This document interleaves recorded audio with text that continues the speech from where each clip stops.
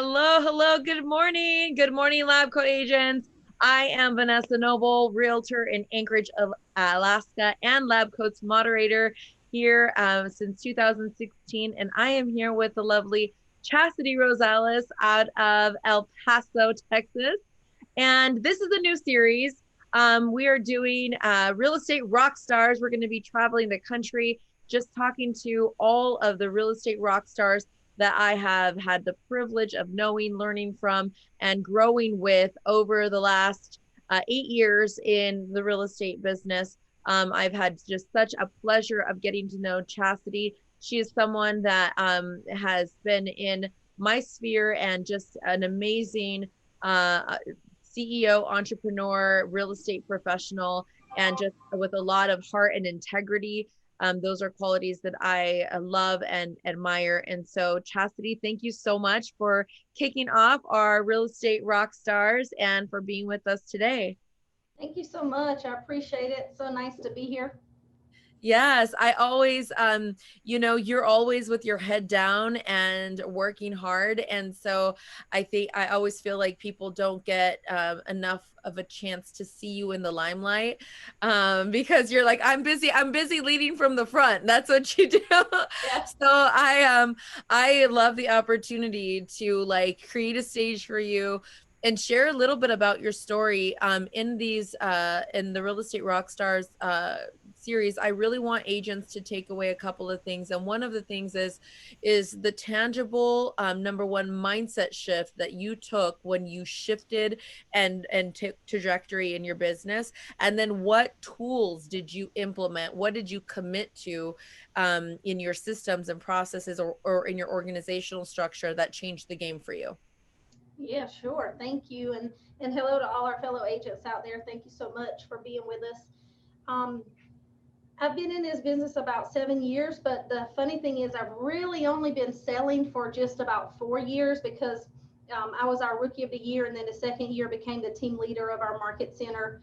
Did that for just under 2 years, and And thanks for to those that are not Keller Williams, explain what that is. okay, so you're like the CEO of the office. It's kind of like, most offices has a broker that leads the office.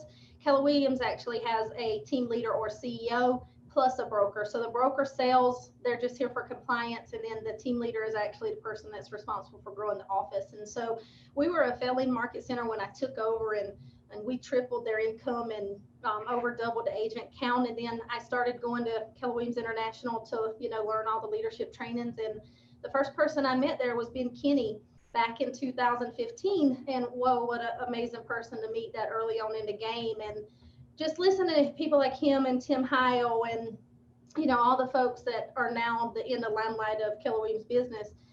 I came back and told the OP that I thought I'd made a mistake and wanted to go back in to grow my business, because as real estate agents, if you don't get with the right company, and that means company around you, your circle, plus the broker that you choose, I think that 9 out of 10 of us, I think it would be safe to use that. I don't know if that's a real stat, but I think just knowing the people, we live paycheck to paycheck. We don't really run it as a business. And so the very first turning point for me as an agent was when I met him and started learning what this could be as a business, that we're a CEO of our business. We're not just realtors. I hear people, I'm just a realtor. We're not just realtors. We are dream makers. We're helping people accomplish the biggest American dream there is, and that's home ownership. And so, that means you got to have a P&L. That means you got to have operations. That means you got to have a profit, and you got to have employees, because you got to leverage that through people and systems. And would you say, because your story is very unique in that you went 1 year as a realtor and then you went straight into the business of the brokerage. Right. And what I would say is, for most realtors, especially for realtors that came in like myself, like I didn't choose real estate because I thought that that was going to be really my next career profession. I came out of being active, from a deployment, and I chose real estate because I was very protective about helping the service Yeah. members and doing a better job for them. So a lot of realtors, when they come into this industry, they come in with the idea that they're going to help people, and turning that CEO mindset is something different. So you had the opportunity to sell a bunch of real estate, to do good. You have a high threshold of talent. Your talent ceiling is high. And then you got to go in the trenches of knowing how a business runs before your like interception with Ben Kinney, who then inspired you to take those principles and apply them to yourself. Right. And then success leaves clues. That's one of our bold laws. And so I just started looking at other people, and I'm at Keller Williams, so of course I'm going to look there first, but I have looked at other agents. I mean, there's some EXP agents that I respect, like yourself, and others that I mastermind with, because you gotta look to see who's doing what, and mirror. You don't have to do what they're doing. And I love how we've had lately on LabCoat this what I guess permission to be you kind of thing. So I want to commend them for doing that, because you can hear other people's story like mine and feel the pressure when you leave to say, oh my God, I got to go do what she's doing so I can sell 200 plus homes. But that may not be for you. And so I tell people, when I was the team leader, what do you want? What do you want in your business? How much do you need to make? There's two different things. How much do you need to make a year to survive? And that's just to pay your bills and to eat. Because when you're a new agent, you don't really know what that looks like, and inevitably everybody I asked wanted to make $100,000. And I guess, I was like, that's odd that everybody says 100,000. And my husband said, well, I guess because that breaks the 6-figure mold. It's just easy to say that. And when you break it down and start saying, well, what's important about making $100,000, right? It was about the money. But when you dig deeper into the why, which is what I had to do when I was sitting with these other people saying, why am I the team leader? I was on active duty like you, and transitioned into military. And I had taken a civilian job on post as a sexual assault coordinator. And that's when the biggest furlough of history happened. And me and my husband both were furloughed, and we had 4 kids. That's And exactly what pushed me into real estate, was the furlough. yeah, I was like, in 2013, 14. Mm-hmm. yes. So I Yes. remember, I just gotten off active duty. I was ready to start my job, and I was going to do real estate on the side just to kind of get going, right? Because I am not a risk taker with money. Commission work, it was scary. I pinned it on that 1st and 15th because we're government employees. And I remember getting a call, because at first my job was okay, but then I remember getting a call that says, you know what? Sorry, they froze that job. We don't know when it's coming back. And I'm like, I remember walking down in the parking lot crying, in the Keller Williams parking lot, saying, what are we going to do? We're both Your stable income was taken away. Yes. And so, there's nothing like that kind of shift to push you into gear. I mean, I think prior service folks that come into real estate game traditionally do differently in their approach to their business, just because of how we've been taught in the military.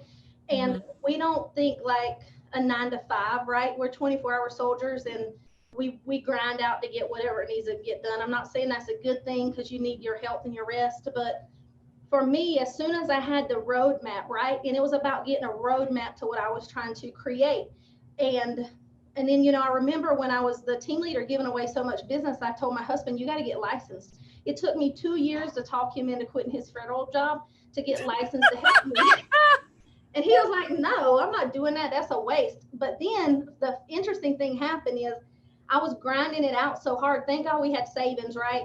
You were not allowed to sell real estate as the team leader. No. You can't compete. That's the non-competing entity in Keller Williams. At other places, well, and so in the market center in Alaska, they are allowed to sell real estate, own teams, and be a team leader. Not here. Our OP don't allow it, which I like. Now, when I gave him my notice, he was like, what do you want? What do you want to stay? You can have a team. And I said, no.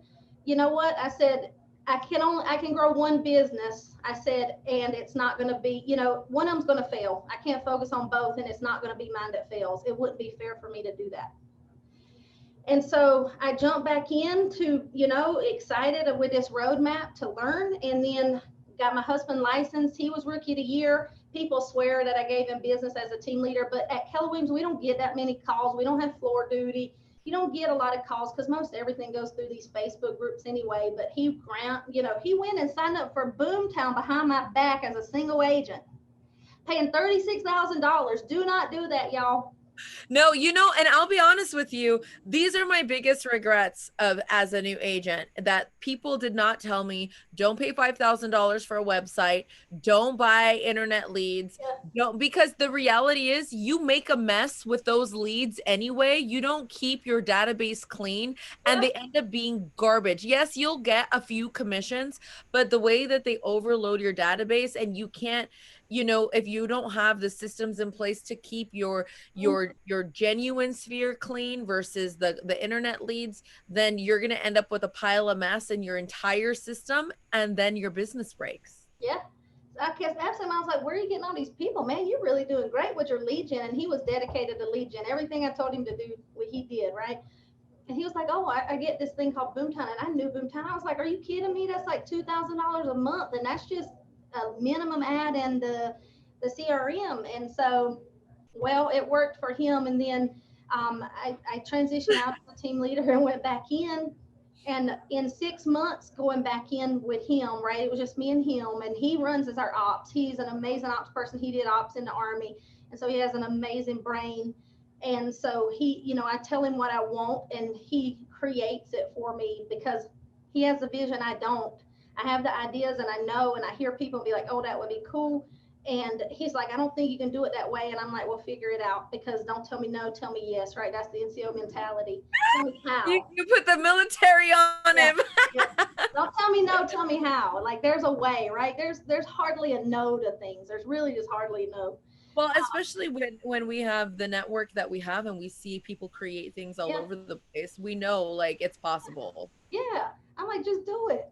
And so when I jumped back in, I did like 58 deals in 6 months back in, because we believe in lead gen. And here's the thing, lead gen looks different. I know y'all get tired of people saying that's the way to create business, but it really is, because everything. Well, how else are you going to find it? It's the only way you're going to find business.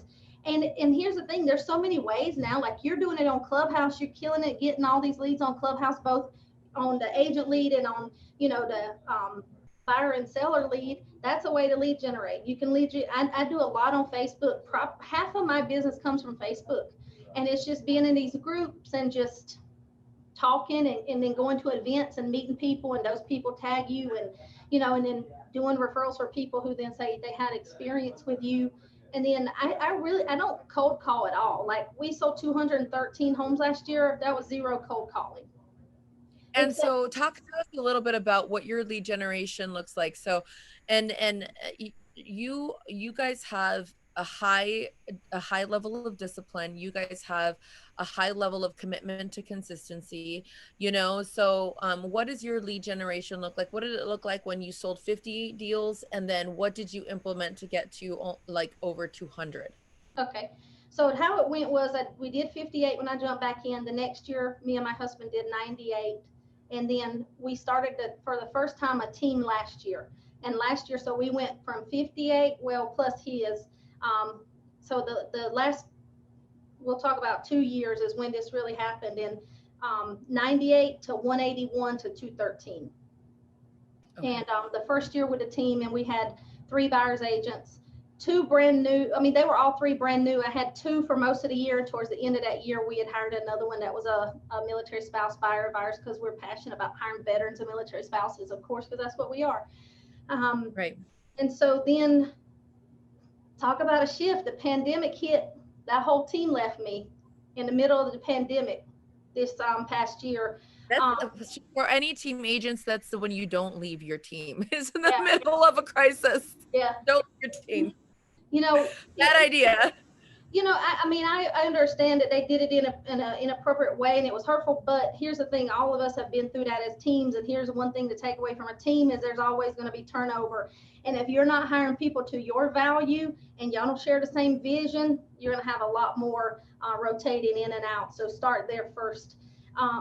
They just got scared. Both of them were having activities though, love, what lead generating activities did you do when you went from team leader, CEO back into your business? So What did you, expireds, where did you start digging? expireds every day expireds. Um, and then we did keep we let Boomtown go for a little bit, but our sphere. And then events, when we went to training events, I did a lot of those events and lead generated at those events, right? Because going Oh, to agent to agent referral. yeah, agent to agent referral. Um, but mostly it was expireds when we hit the 98. And then the second year was last year 181. No, I'm sorry. 2019 was 181. And that was also expireds. And I use Vulcan 7 for our platform for expireds. Love So Vulcan walk me through your morning. If someone wants to wake up and do what you do, what does your footsteps look like? 7. Before COVID, because I've changed it. During that time, I got up and I worked out, right? Because I'm still an Army reservist. I still got to pass that PT test and stay physically fit. So, I do PT in the morning, and then we're usually in the office by 8:15. The gym that we worked out is right beside our office, so that made it convenient. Me and my husband would go there, meet a personal trainer, and then we'd be in the office ready to go at 8:15, have our, breakfast, and then our agents had to be there at 8:30. At 8:30, if they weren't in the door, I locked the door. Yep.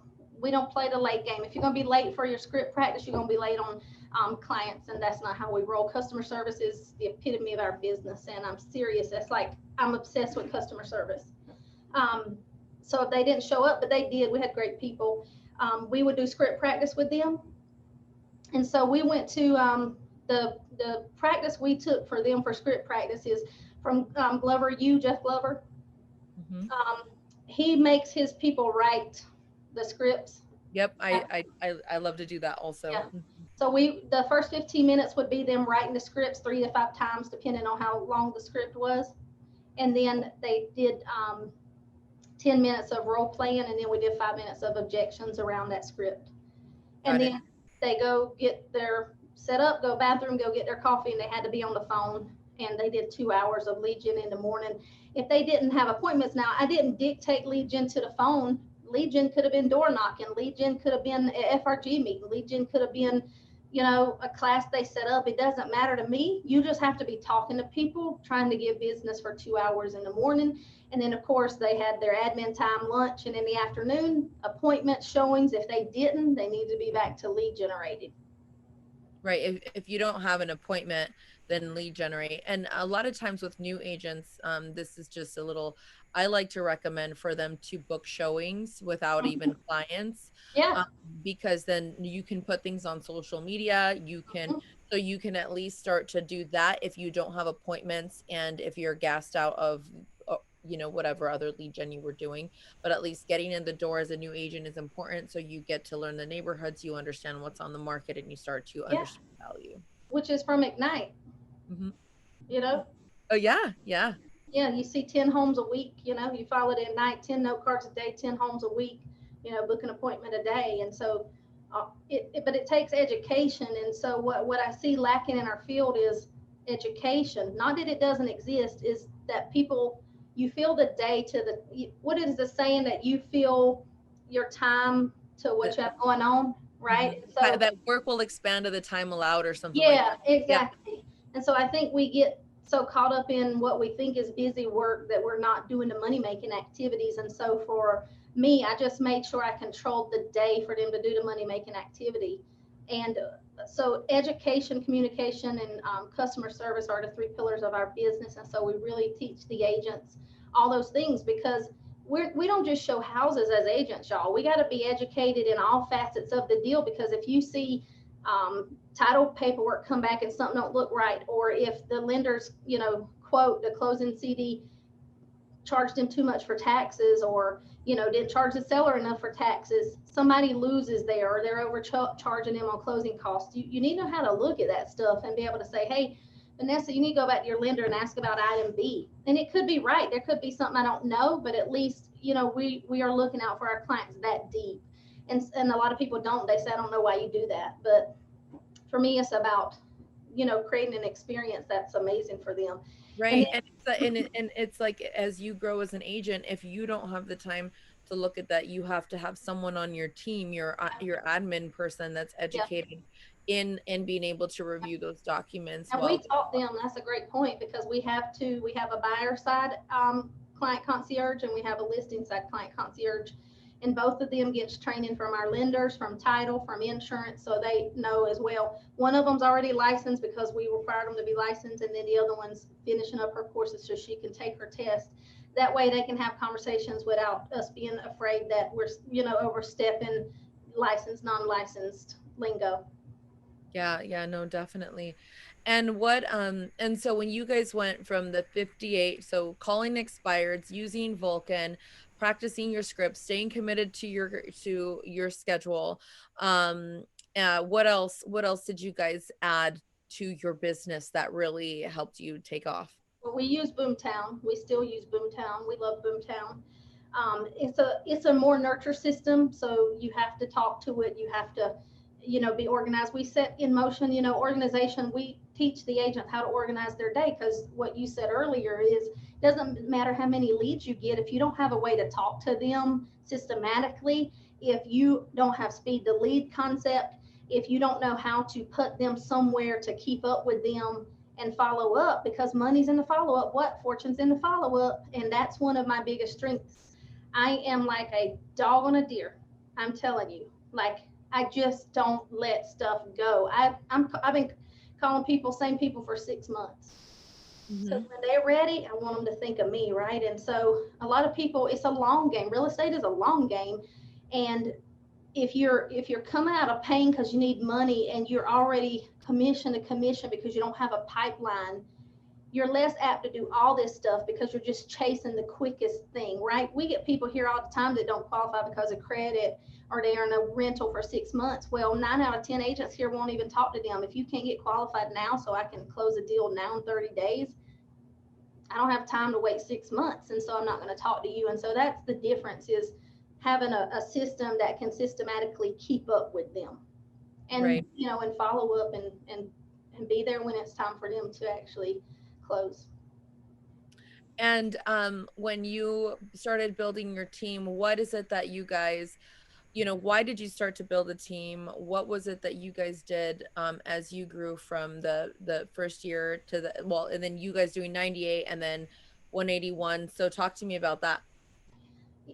It honestly was kind of like an accident, because we had these two agents that was always asking to be on our team, and I was always telling Jim, no, let's just do it ourselves and have an admin. Don't really know that I want to be responsible for other people, because I'm already responsible for a lot of people on the Army side, and I'm like, I don't know if I want to worry about that here, right? And so Jim hired those agents on, so we had to create a place. I mean, we had already done it because, we'd been to Ben Kinney's trainings, we'd been to Tim Howe's trainings, we've been talking to other husband and wife teams. We knew it. We knew the process. Jim had already laid the groundwork for some of our operation stuff, because we acted as a team when it was just him and I. We created all these systems. We created all automatic emails. Like when our client goes under contract, either a buyer or seller, they automatically start getting a drip, right? It tells them what's going on with either the buying or selling process, what's next. And so all those things were already created because I was creating them as the individual agent starting to build the foundation. And I think what we do a lot of time as agents, and how we fail in building teams, is, one, we don't come from contribution because we're not really in it to help those other people succeed, and you have to be. We want it because we want it as a way to make more money, and that was never a thing for me and Jim. It was just like, hey, these agents need help. They help. They'd come every day. Like, can I lead generate with you? Can I shadow you? And we were like, well, shoot, we might as well just help them here, and we benefit each other, right? Because it's got to be a win-win. And Well, so, and that's what people sometimes don't realize, that when you add team members, you actually lose revenue. So, it's like, it's not really until you have produced at least quadruple the amount yep, to replace the P&L. So people think, oh, you're scaling with the team, but real estate is one of the few professions where you grow in leadership and you go down in income. that's true. I'm glad you mentioned that because it's funny because you will hear these agents say, I don't want to be on a team anymore because I'm tired of giving them 50% of my money. Well, here is a clue for you. We're giving you 50% of our money. Right. Like we already had this lead pipeline and we Yeah, gave it to you and yeah, trained you how to work it where exactly. nobody trained me how to work it. Yeah, it's You always got funny. I training just and dollars out of this yeah, situation. we have all the overhead. I mean, I think it cost us about $15,000 a month to run this team, and it wasn't until we had a coach. We started MAPS coaching, which is important. A coach is another important aspect that helped us, right? One, it helped us as a husband and wife team because we were all over the place on top of each other, trying to dominate different parts of the business because that's just natural, right? When you got two people trying to lead something. And so it helped us there. And then it also helped us, kind of get some of these other foundational things you need to run a business on paper. And then Jim did a class that really shows you how to break down how, if you are making money from a team. And then our coach had went over it because I kept telling Jim, he was like, well, you're closing. I mean, we are closing 26 homes, 30 homes a month sometimes. And he sees those checks. But I was like, but do the math. How much is coming from those agents? And we actually lost money our first year as a team. Now, we didn't lose money per se. We have money in the bank. But if you take what they're, like you said, what these agents are producing against what you're paying out, we actually lost money the first year. And Yeah. people don't see that because they People don't don't understand it. understand that. No. And that's why I always love when people try to throw darts or like judge your decisions and you're like, you have no idea. You can't give me your opinion because you've never been here before. Yeah. Yeah. And I'm not an out of sign, out of mind leader. Like I'm in Boomtown. I'm auditing their leads. I'm auditing how much time it takes them to respond. And the biggest thing I think people say, what's the number one reason to join a team? Well, I think it's number one, accountability, and number two, coaching, and then the leads come, right? Our agents have to lead generate. They don't just get given leads, and they have to produce to earn those leads. And so, there were times I turned off the Boomtown leads. If their audit didn't go well and they weren't, turning those leads, then their leads got cut off and they needed to then rely on their sphere.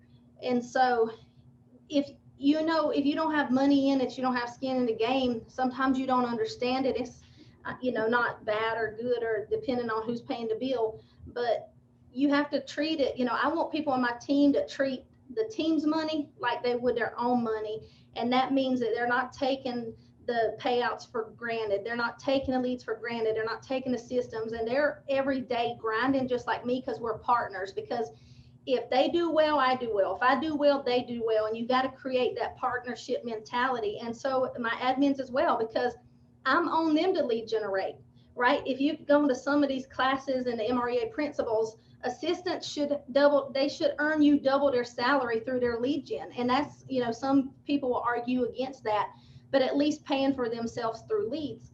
And for me, it's not about paying their salary. It's about creating more opportunity for them to live a lifestyle by design. And so, the first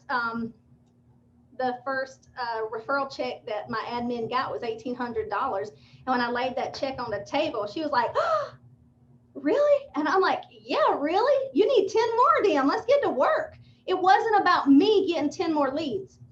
It was about her getting 10 more referral opportunities. So she could then go she went and bought a new stove, or, be able to, she hired a nanny that came to her house every day during the pandemic because she didn't want to be there, although we gave them the opportunity to work from home if they needed to. But she hired a nanny that was a tutor and a nanny that came to her house and did school with them. That's why you're in it for a team, to help other people achieve their goal. And if you're just in it That to achieve win through me mentality. yes, It's and I was just talking to just some amazing humans on Clubhouse the other night, and they were talking about that, the win through me mentality.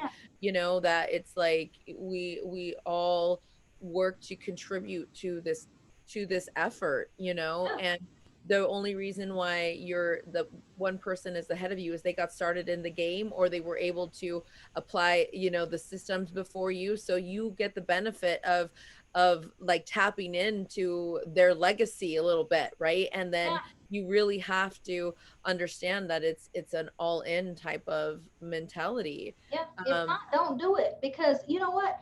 I could make a ton more net if I didn't have it. Single agent. Yes. I could sell easily with my eyes closed 100 homes a year. Right. And live a great life without having to worry about anybody else.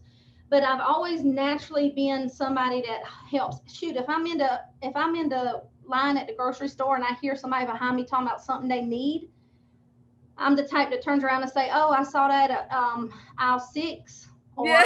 "Oh, I got it at Walgreens last week." I can't not help people. Like, You know what's so funny is that, like, so on Clubhouse again, I ended up in a room with Tori Spelling and her assistant, and there was not a lot of people around, so I started helping them and stuff.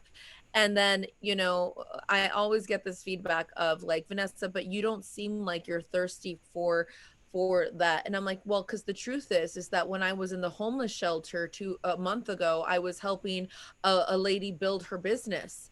And yeah, so, like, I'm the type of person that I don't care if you're homeless or I don't care if you're a celebrity.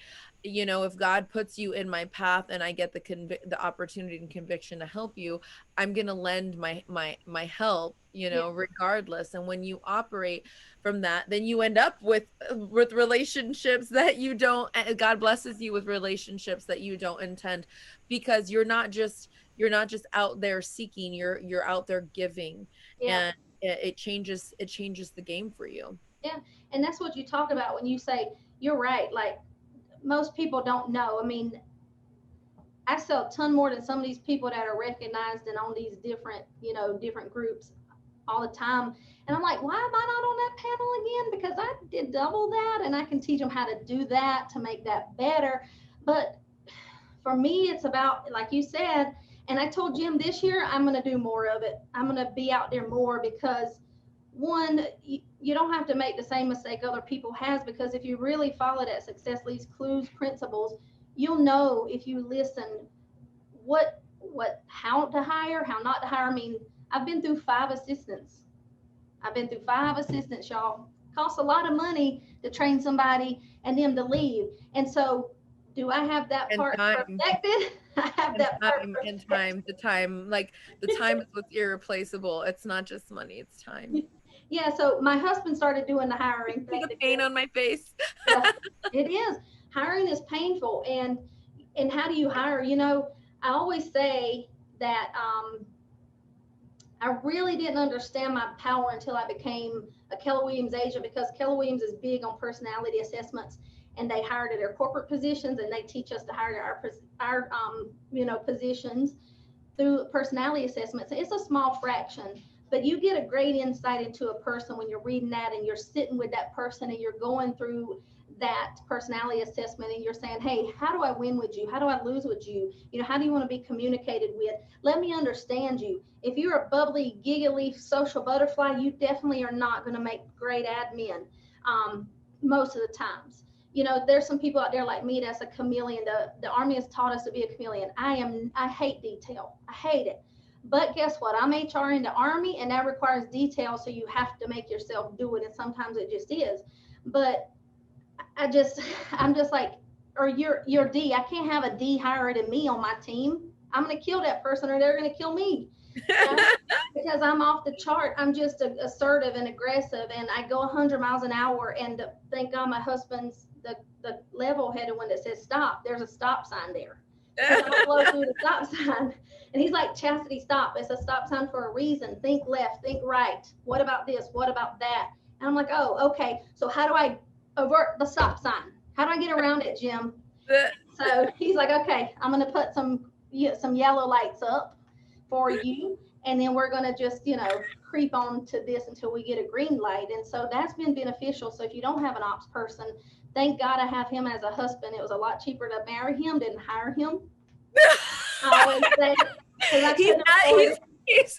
He's added a lot to your life and business, girl. You hit the jackpot with that one. Yeah, he's so smart and amazing. And so I always say I couldn't have afforded to hire him then. Could I now hire Because somebody I like would that? say that the hardest thing for most assertive leaders is that there's a bit of an aspect of us that's kind of neurotic, Yeah, right? We yeah, are just we're an overachiever, and so we create a mess, but we expect it clean. And you know, the when someone comes into work in our lives as an ops person, they have to take joy in cleaning up, Yeah. right? Oh Like, yeah. because if they don't, if they resent you for cleaning up the chaos that we create by the energy, by cultivating the leads, or you know, if they don't enjoy that, then they're going to become resentful. You Yep. have to find the person that enjoys that, enjoys catching the balls you're juggling before you drop them,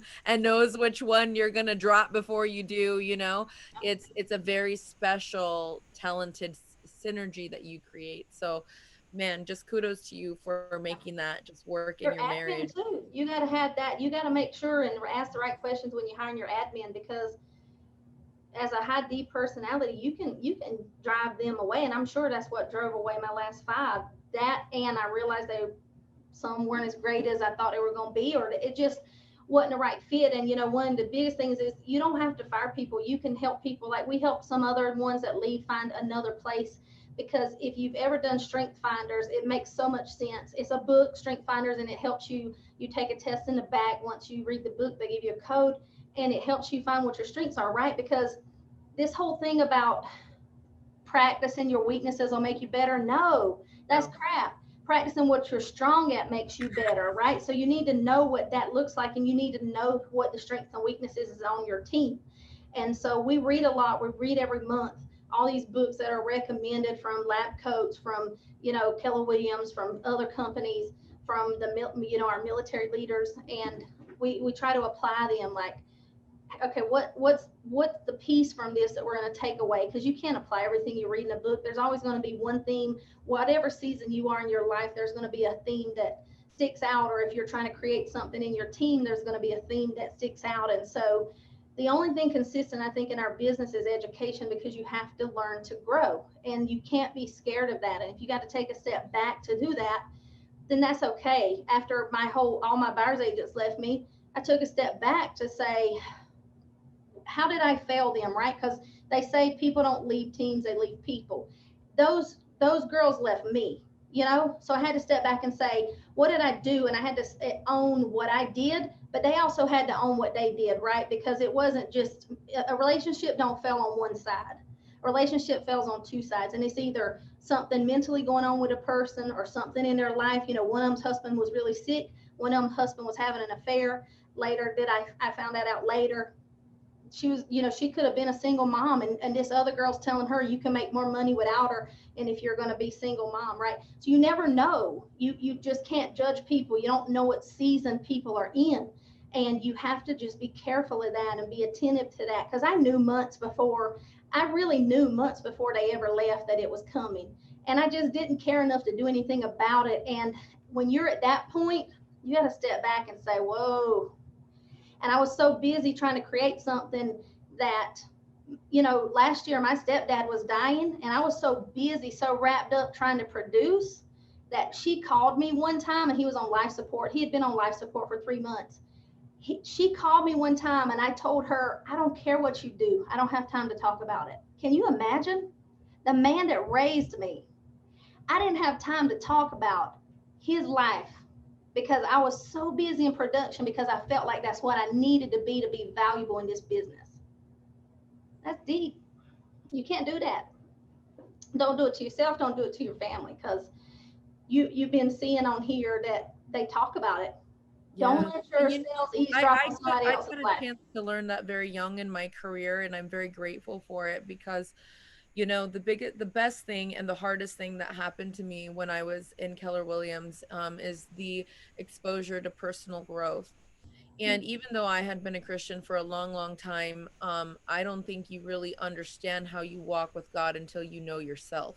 Mm-hmm. And so when you start to discover yourself, my relationship with God grew way, way deeper. And the crazy thing is that it took me down a reality that I was in an abusive relationship and I needed to get out of it. Mm-hmm. And taking the leap to do that ended up creating so much instability in my life that from 2017 to even now, I'm still recovering from that divorce. But and it was hard. Like I had to prioritize when you end up having, as a single mom with 3 children, running a business, running a team, Mm-hmm. am I going to grow in production? Is that what I'm going to measure myself by? And then especially when you're highly visible and you're on a platform and people are like, well, if you're not keeping up with your numbers, then you must not be valuable. And I had to step back and say, no, like right now being a mom is my priority. And even though my production doesn't look, that is no measure of my capacity, capability, or worth. Yeah. And I really had to face that. Like I had to take a leap of faith into a path that wasn't going to look like all the other realtors, year over year production numbers, because doing what was right for my family Mm-hmm. was going to create a void there. And so you have to really know, like, what are you doing this for? What is valuable to you? What is most important to you? And still be able to be at peace in your heart at the end Yeah. of the day, Yeah. I just, there was a time that I was like, I want more money, I want more money. And my husband's like, how much is enough is enough? And I was like, it never is enough, right? And you have to be careful. Like when we go to our, Keller Williams events, the Mega Camp Family Reunion, you got all these people on stage that are selling 500, 1500, 1200, and you're like, if they can do it, I can do it, right? And I want to be on stage saying I did 1200. And then you have to look back and say, but at what cost? And I know a couple of times Nick's posted in the last couple of weeks, giving people that permission to say, you don't, just because you don't sell 1200 don't mean you're an amazing agent, doesn't mean you're not doing amazing things in your community. It's just, it looks different because of, we're all individual people that want different things. My husband, we have a beautiful growth plan that my husband had us, 2028 1500. And I told him, I said, what, I don't think I want to sell 1500. Although I'm the team leader and I help our agents every day and I'm here as a coach, I still sell about 100 homes myself, because one, it was when I first was doing that and I was really crazy, and didn't have time to make a life decision for my own daddy. I was trying to pay off debt. I was working so hard because we had made some bad decisions, just like most of us do in our life, with credit card debt and different frivolous debt, that I worked with my husband a year and a half. We just grinded it out and we paid off $120,000 worth of debt. Well, now you have no debt. That's great, but you spent all your money paying off debt. So now you're at ground zero. So now you got to work really hard to build another nest egg to enjoy the fruits of that labor. And so that second year, I worked really hard again and sold 100 homes to then build a savings account that I could look at and be, wow, right? I grew up in a mobile home, had an amazing mama. She was a single mom for the longest, worked, 2 and 3 jobs. I didn't have the Eastland Eastback, Eastpak backpack that was cool. I didn't have the little Eastland shoes that were cool. I had what she could afford. We were dressed well, we were fed, but I grew up in a mobile home. And now when I sit, and I don't even live in an elaborate house, I live in a $200,000 house that I bought as a foreclosure. It's still beautiful. We put in a pool. The mountains is my backyard. And when I sit there and I look at it, I'm like, wow, this is fine. And somebody else may look at that and be like, why are you so proud of that? Because they maybe live in a $600,000 or $700,000 house, right? But I'm proud of that. And maybe you just bought your first house out there and it's 1,000 square foot on a little tiny lot. Who cares? You need to sit in that backyard. You need to look at that house every time you walk in and pat yourself on the back, because we have to start somewhere. And don't be scared, right? We do learn through failure, and just take the time to celebrate. This year, Jim and I, we read the Miracle Morning, in December, and we also read the 12-week year, which was great, right? And it kind of changed our process. Yeah, it changed our thinking habits of what good is having $300,000 in the bank if you can't take a vacation. Yeah. If you scared to spend it, because I'm frugal to the point where it drives him nuts, because I'd be like, no, did you ask for the military discount? He was like, it was $1. I said, how much is $1 a day over 365 days, and then compound interest on that? Compound interest. I was going to say that. And so we just changed the focus. So now every quarter we're taking a trip. And at 2 times a year, at Christmas, we take our kids and we just gonna spoil them every year. And our kids are older now, and if you have smaller kids, I would just encourage you to enjoy those kids, because now ours are older, right? And my son was in middle school when I started in real estate, and I did go to football games. I did mark time off, even though I was a new agent, because that's just always been super important to me. But now I'm focused on teaching my kids financial wealth and focusing and helping them, because now they're all in college or they're graduated college and they're starting their lives. And so we're really just focused on helping them and our employees, teaching them how to build wealth for their kids and themselves. And now, I'm a command sergeant major in the reserve. So now I'm trying to teach myself, now that I have control of my unit, teaching my soldiers how to build lives worth living, because yeah, it takes money to live, but it don't take money to be happy. Right. And so you got to learn how to separate the two. And if 2,000 homes a year is important to you, have at it. If I can help you get there, let me know.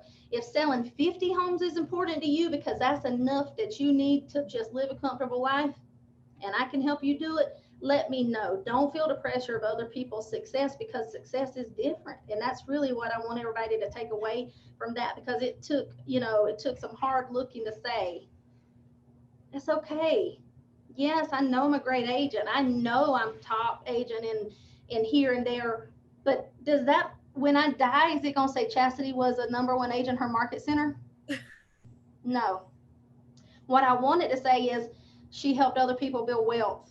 I was a single mom for 4 years. That's my passion. I want to teach single moms. They ask you, if money was no object, what would you get up and do every day? And I really would teach parenting classes, because children are our future. And we're getting away from rearing the way we should these kids, and you're seeing it show up in America now, because all the core values from these kids is because they're parented by the internet. Yep. What do you see when you go to dinner? What do you see when you go to dinner? Families at dinner. Facebook is more important than our kids, and we have to stop that. Yep. Please, to put it down. There's a rule. Our kids cannot have the phone at the dinner table. It's down. Yeah. You need that. And so that's what I'm passionate about, teaching people to do better, because you can't do better if you don't know better. Right. But anyway, I know we're running out of time. A few more systems that we use, just so y'all know, is we do use Mojo as our dialer. We have been focusing on non-resident owners right now, because like all of you, we have a listing shortage. And so we're all looking for listings, right? So think outside the box. Call those buyers that you sold houses 2, 3, and 4 years ago. See where they are in your lives. But be honest with them, because if they want to sell now and buy now in the same city, make sure you're honest with them that it's going to be tough, right? When you sell high, you're also buying high. And I love, if you don't have blogs that you can copy to your website, KCM, Keeping Current Matters, is $20 a month. It's amazing. They write the real estate blogs for you. And if you do have a website, Keeping Current Matters, KCM, I'll send you the link, Vanessa, you can post. Yeah. They write real estate blogs every day. They do infographics, they do buyer guides, seller guides. So if you're not with a company that produces these things for you, you can go on there and you can customize your seller's guide, your buyer's guide. You can customize infograms. You can customize mortgage charts. It's a small expense to pay for the value you get. And if you do own your own website and you can write blogs, you can actually, it's really simple. You just go there, you copy the whole blog, and you can paste it right to your website and then share it from your website. Awesome. So yeah, it's super cool. I've heard of that before, and then I always forget about it. Yeah, so, yeah. I love that. And then some of the other resources, of course, we pay for an accountant to do our P&L statement. If you're got more than one person on your team, or you're trying to build a team, by the 15th of every month, you really need to be looking at your finances. Do you think Walmart doesn't reconcile their books every month and they don't look at what's coming and going? Why aren't you? It's your business. Do the same. If you're going to start a team, please make sure that you are doing all you can first, that you need to supplement your systems with people, and then add the systems it needs. Don't be cheap, be smart, but don't be cheap. So you add what you need, because when you try to hire the cheapest people show up in your work. Yeah. And find me on Facebook, or Yes. Where can they connect with you? So Chasity is in El Paso, Texas. For those of you that have valued, everything that she shared, she is one of the highest integrity, passionate realtors, as you've heard already, with the most amazing customer service. So if you're looking for a referral partner in the El Paso market, Chasity is definitely your girl, and you can find her on Facebook. She'll be tagged in this video. And your website, Chas, what is it? www.pcselpaso.com. That's P as in Papa, C as in Charlie, S as in Sam, elpaso.com. The one thing I want to take away, because we all use Facebook like crazy to find referral partners, right, for our leads across the United States. Please interview 2 agents, even if I'm one of them that's tagged.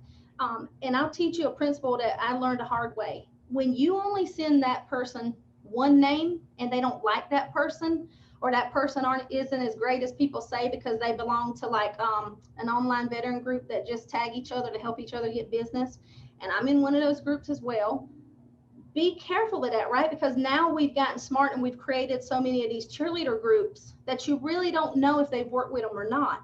And so what you're going to risk is losing your referral opportunity, because what I've learned myself early on is if I only sent one name and my buyer or seller referral did not like that person, they felt bad to tell me that. And they went and found somebody else to help them, and I lost my referral opportunity. So, and I've also learned when the buyer or seller has a choice, it feels better, right? We all like choices. And so given 2 names for them to interview, just 1 protects your referral, 2 make sure that they have a choice in their own agent, and 3 you'll get a lot better review from that because they did have a part in it and they did choose the agent that best served them in asking those questions, what's important to them in production, right? So give them 2 Yeah, names. valuable. So Yeah. valuable. Absolutely.